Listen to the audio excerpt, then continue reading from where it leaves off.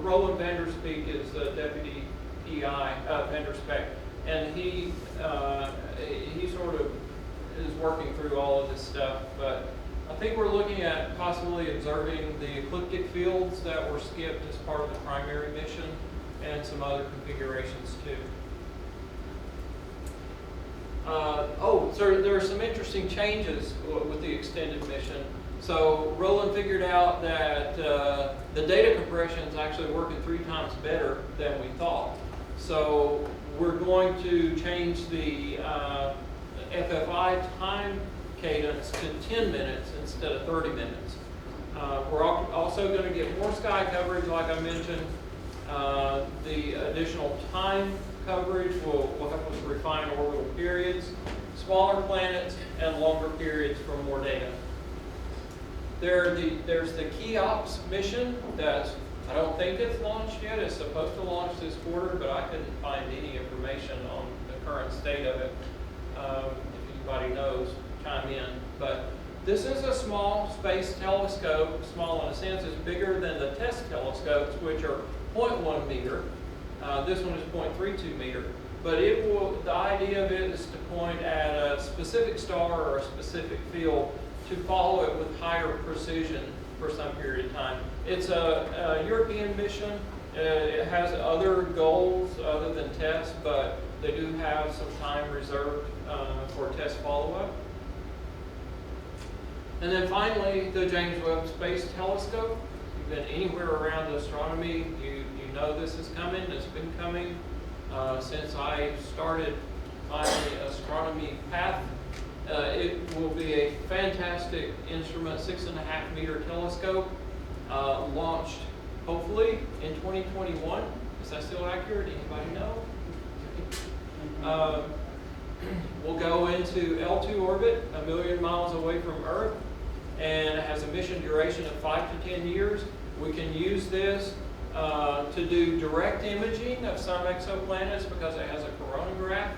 And we can study, primarily the use will, I'm guessing, will be studying atmospheres of the planets that we're finding now with TESS. You'll see my little insert in the bottom with my fascination with orbits to compare the Hubble orbit that orbits the Earth. The TESS orbit is not orbiting the moon, but it goes out to the distance of the moon.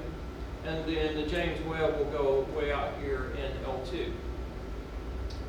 So that's it. Thank you very much, and go TESS.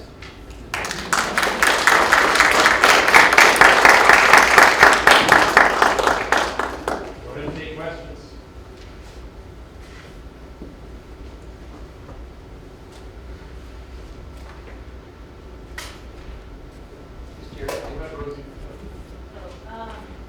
So from like a light curve, how difficult is it to tell if there? So like if there are like multiple planets transiting across a star, like how difficult is that to tell? And does it like use the data when there's like multiple planets transiting at the same time, or is that just not something that really happens? Yeah, multiple planets can transit at the same time. I've actually seen a case of that in one of our follow-up light curves. You need to apply 2 transit models that overlap to model that scenario. It can be kind of complex. But they tend to be in commensurate orbits, so that you've got like a 2 to 3 orbit ratio in the orbital period. So I think it's a little more rare than not, but I have seen it happen. Did I hear all of your question? Yeah. Okay.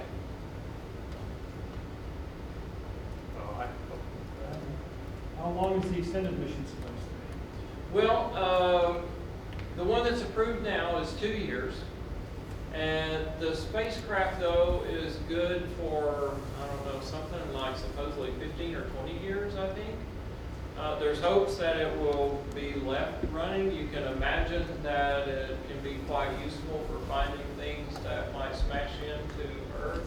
So there's probably other reasons even beyond scientific, well, I guess that's still science, but Safety reasons, possibly. There's even talk of launching a constellation of TESS satellites, but as far as I know, that's not a real plan yet. Up to 20 years? I think that's that spacecraft itself should be good that long. It's not a fuel limited mission, is my understanding.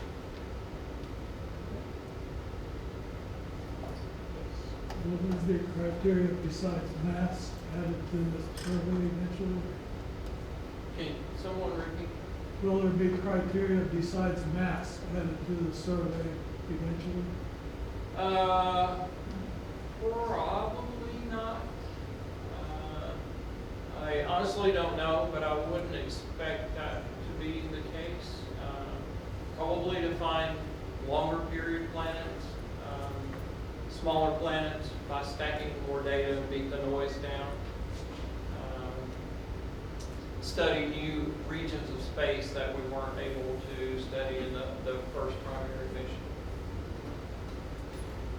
Almost all of the planets you mentioned have small orbits. What's the largest that you guys have detected so far?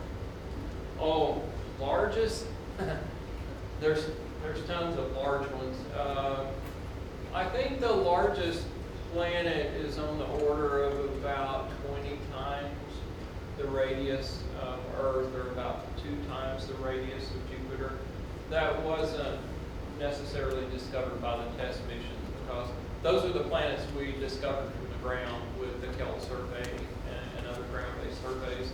Of course, TESS rediscovers them, but those are like that last light curve I showed. I think it was WASP 18, where it's just a pristine, beautiful, very precise light curve because it's very bright and the transit's very deep. Which filters does it observe? It observes only in one filter, the TESS band, which runs from, I believe, about 600 nanometers up to like a micron. Okay, so that would be about R, 9, and 7. The way it's configured, it sounds really good for low surface brightness imaging. Do you know if anybody's working on that? I believe, and I looked for a chart to put in here on extragalactic work. No, that's galactic. That's Cirrus. Huh? That's Cirrus. That's Oh. galactic. Well, I mean, I've even heard folks trying to do. Are you? Yeah. I thought I heard. It's hard because the pixels are big. Yeah. Ah. But, But the way it's configured is probably not bad. yeah, so you have to re-Google everything. It's definitely possible. We can ask you. I've been working with Bruce Berriman on trying to actually make a and you can get the pixels down to 6 or 7. It's still a big DSF, so it's doable. But you can stack a lot of the images, right, and get relatively deep for such a tiny telescope. Yeah, but it's like it stares at one spot in space 27 days. Yeah. Unfortunately, there's this annoying momentum dump thing that happens every about 4 days, but where they have to spin down the reaction wheels so that they don't get overloaded. But that creates a little twist in the data. But you can either delete that, or people are finally working out how to correct for it. This is rather specific. So the extended mission would also be longer campaigns in a particular sector, or is that not considered? There is a problem with scattered light with TESS because the field of view is so big. You always have to be pointing anti-sun. So you can't stare too long at one part of space. You have to keep moving along, or else you start getting too much scattered light. So I don't know if there are different pointing positions where that's not a problem. But I suspect that would be the issue, with staring longer at one place at a time. But for instance, the ecliptic poles, we can actually obviously stare at a long time. We stare at for the entire year. So questions? All right, Karen is actually close by, so I hope that you come by often. It's easy to talk with you. You're always welcome back, our alumni.